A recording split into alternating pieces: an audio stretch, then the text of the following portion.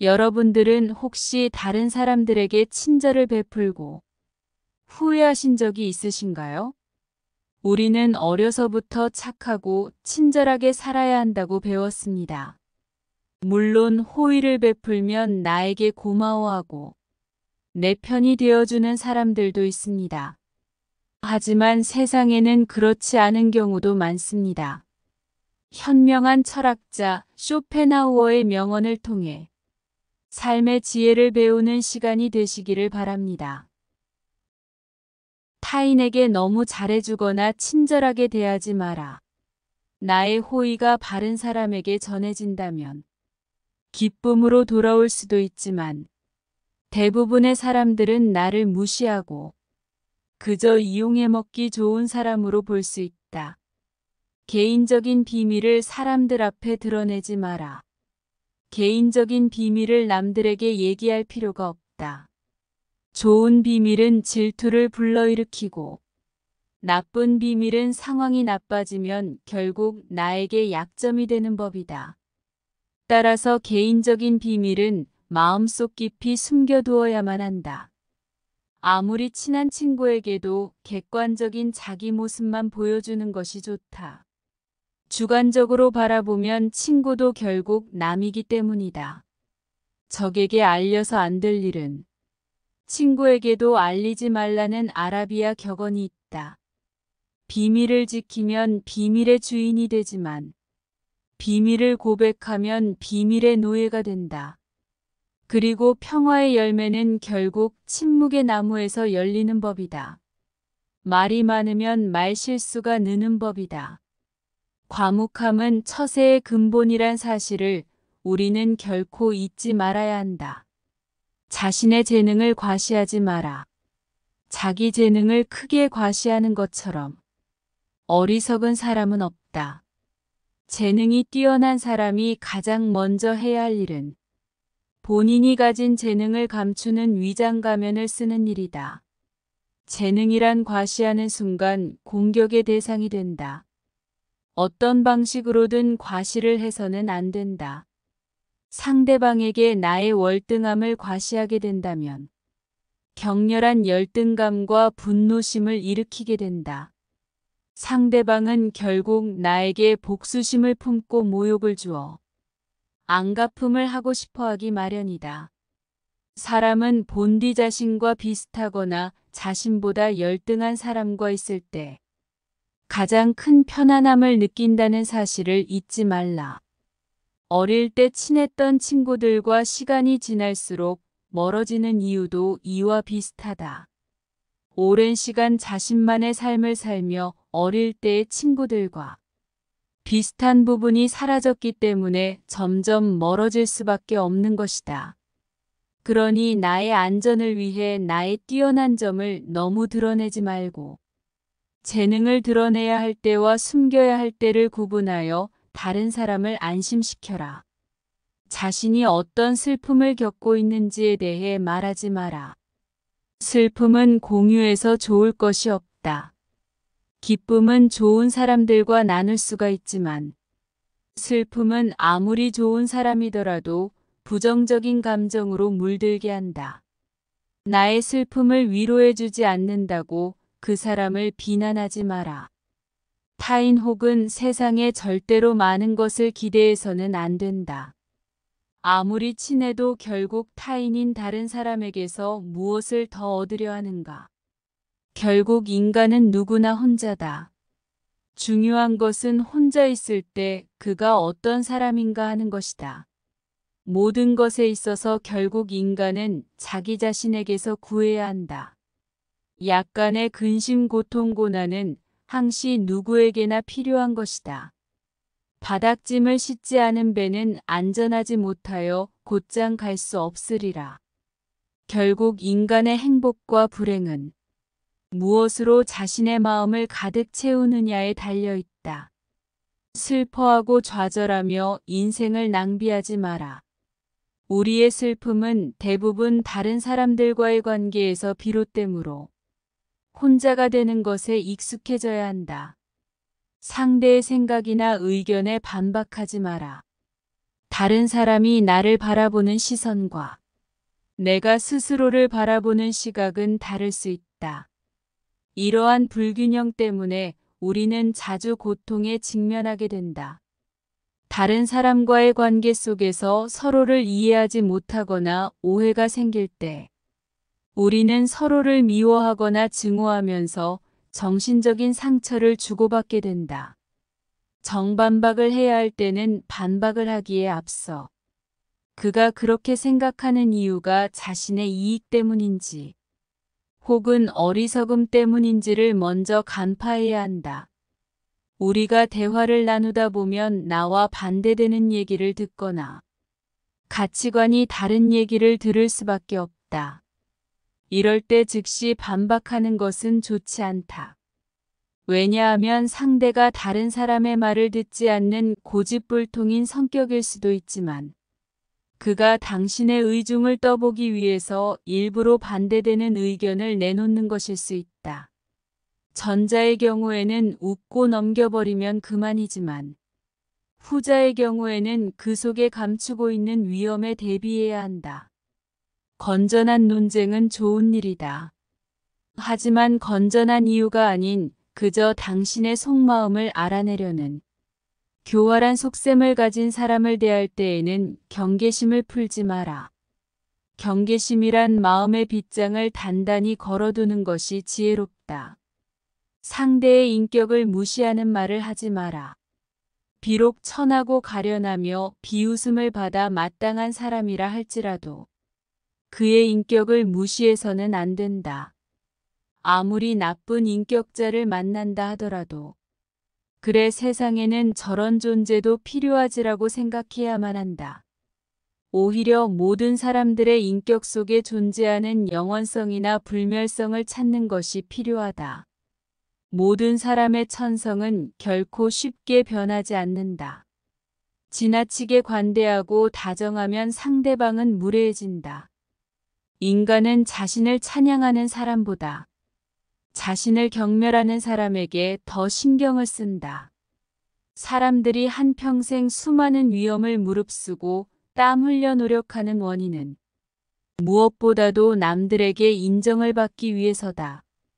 그렇기 때문에 사람을 인정하는 말을 해야만 하고 목에 칼이 들어와도 남을 무시하는 말을 하면 안 된다.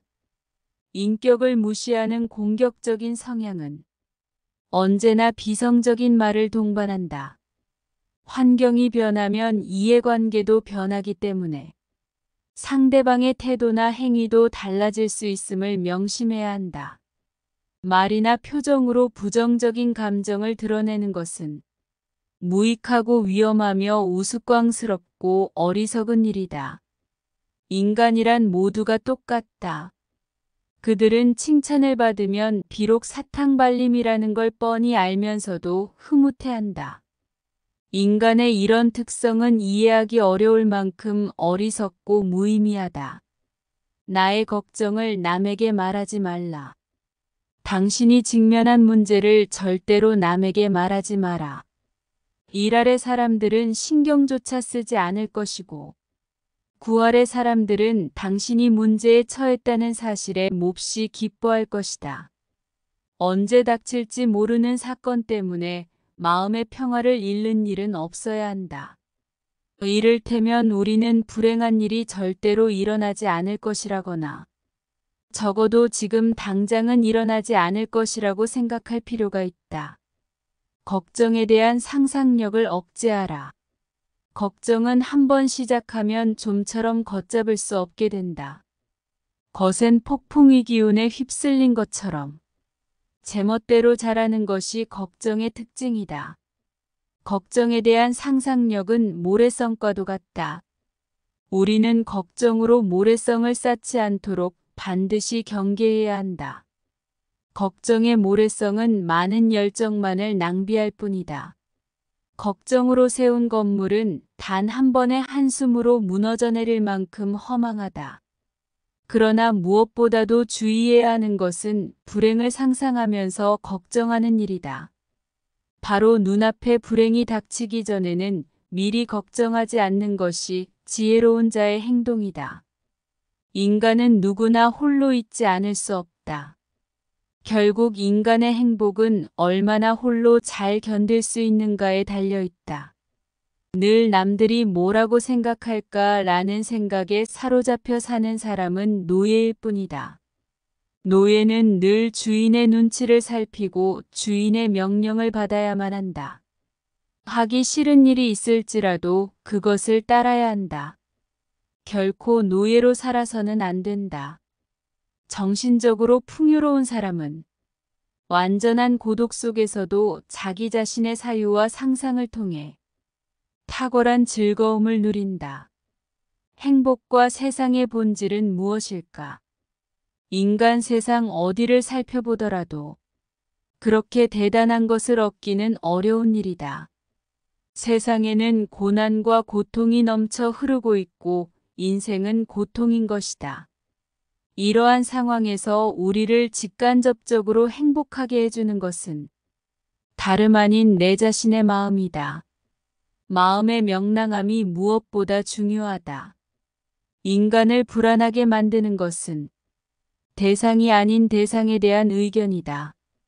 행복이란 외부 어디에도 없고 자기 자신이 그렇게 느끼기에 행복한 것이다. 행복하게 살아간다는 것은 불행하지 않게 견디며 살아가는 것이다. 행복은 쾌활함의 정도에 비례해서 커지고 쾌활함은 육체와 정신적인 건강에 좌우된다. 건강한 거지가 병든 왕자보다 더 행복하다. 나무가 튼튼해지기 위해서는 바람이 필요하듯 인간이 건강해지기 위해서는 운동이 필요하다. 최상의 보물은 명랑한 표정과 쾌활한 마음이다. 행복의 90%는 건강에 달려 있다. 사람들이 질투의 감정에 사로잡히는 이유는 자신보다 나은 처지의 사람을 바라보기 때문이다. 그 사람이 자신보다 많은 재물을 가지고 있거나 다른 사람으로부터 더 많은 사랑을 받고 있다고 느낄 때 사람들은 대부분 자신의 비참함을 돌아보게 된다. 모든 불행의 시작은 남들과 비교하는 것으로부터 시작된다. 그러나 생각해보라. 이 지구상에 나보다 불행한 사람이 얼마나 많은지를 말이다. 태어날 때부터 눈이 멀었거나 듣지 못하는 사람들, 한 끼 식사도 제대로 못하는 사람들, 그들도 역시 그대의 주변에서 그대와 함께 살아가고 있는 사람들이다. 사랑하지도 말고 미워하지도 말아라. 타인에게 비밀을 말하지도, 타인을 무시하지도 타인의 의견에 반박하지도 말며 걱정을 말하지 않는다면 더 나은 인생이 될 것이 분명하다. 그렇지만 이런 명언을 지키며 살아야 하는 세상에서 산다는 것은 어처구니가 없을 정도로 슬픈 일이다. 하루는 아주 작은 일생의 축소판이다. 아침에 잠이 깨어 일어나는 것이 탄생이요. 상쾌한 아침은 짧은 청년기를 맞는 것과 같다. 그러다가 저녁 잠자리에 누울 때는 인생의 황혼기를 맞는 것이라는 것을 알아야 한다. 인생의 첫 40년은 자신이 직접 쓴 소설이며 나머지 30년은 그 소설을 해설해 준다. 우리는 우리가 살고자 하는 삶이 아니라 살 수 있는 삶을 살아야 한다. 인간이 살고 있는 이 세상은 그가 바라보는 각도에 따라 그 모양이 달라진다. 물고기에게는 물속이, 새에게는 공중이, 두더지에게는 땅속이 행복한 것처럼 자기에게 적합한 분위기만이 행복을 주는 것이다. 인간의 사교는 사교가 좋아서가 아니라 고독이 두려워서이다. 고독은 뛰어난 정신을 지닌 자의 운명이다.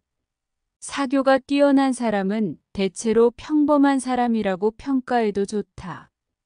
그러나 비사교적인 사람들, 특히 남들과 잘 어울리지 못하는 외로운 영혼들은 어떤 면에서 뛰어난 능력을 가진 인물로 봐도 좋다. 헤라클레스처럼 어마어마한 힘을 가진 사람이 보석 세공을 하거나 학문 연구를 한다면 그는 타고난 자신의 능력을 제대로 발휘하지 못할 것이다. 자신에게 어울리지 않는 일을 선택하는 사람은 불행을 면하기 어렵다. 사람은 혼자 있을 때에만 진정한 자신이 될 수 있다.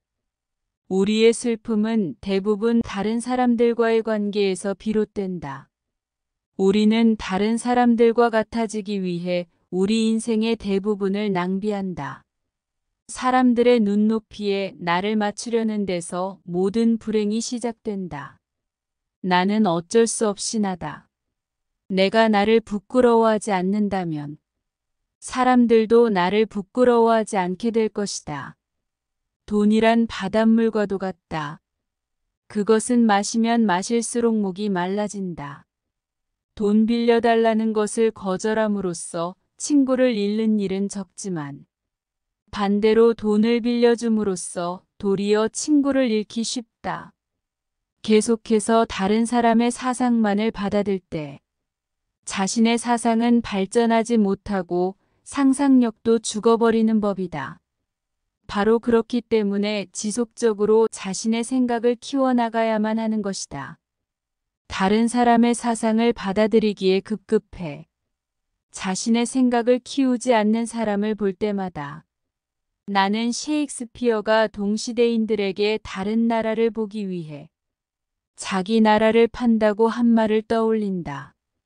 당신이 다른 사람들의 상황을 부러워하는지는 모르지만 사실 그러한 상황은 그 사람들의 성격에 맞을 뿐이고 당신의 성격에 맞는 것은 아닐 수도 있다.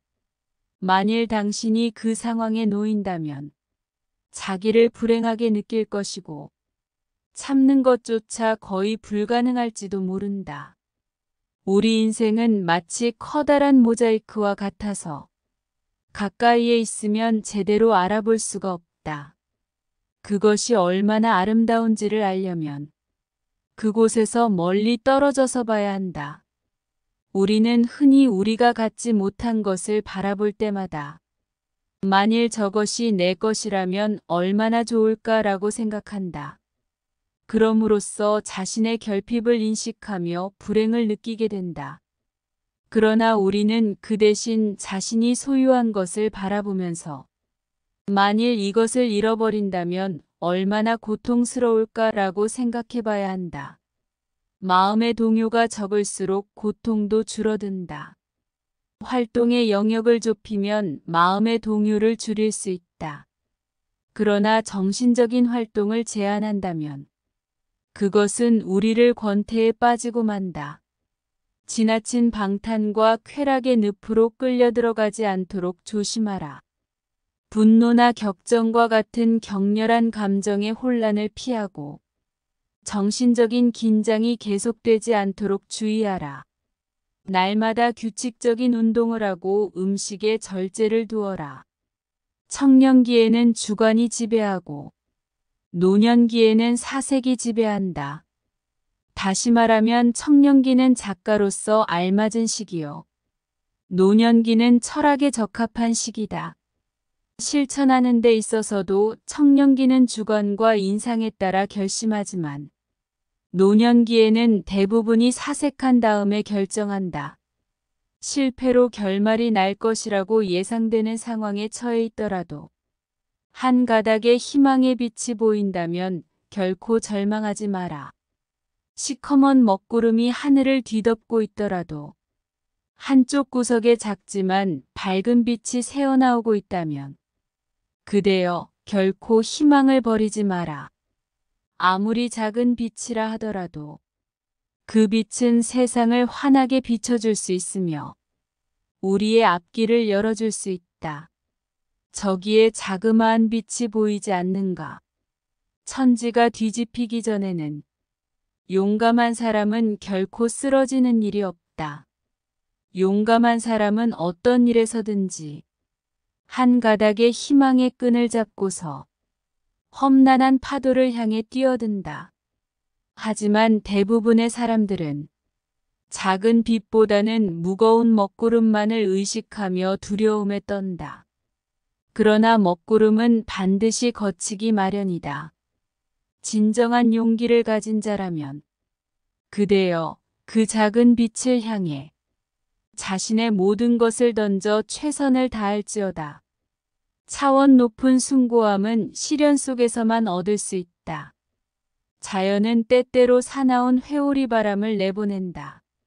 주위는 짙은 어둠에 뒤덮이고 하늘에는 거친 비바람이 휘몰아치고 있다. 우리의 시야를 방해하고 있는 바위는 거대하며 대지에는 나무 한 그루 풀 한 포기도 보이지 않는다. 강은 요란스러운 소리를 내면서 거품을 일으키며 흐른다. 골짜기를 스며드는 바람은 귀신의 비명 소리를 방불케 한다. 그렇게 우리는 손과 발이 묶인 채 자연과 싸워야만 한다.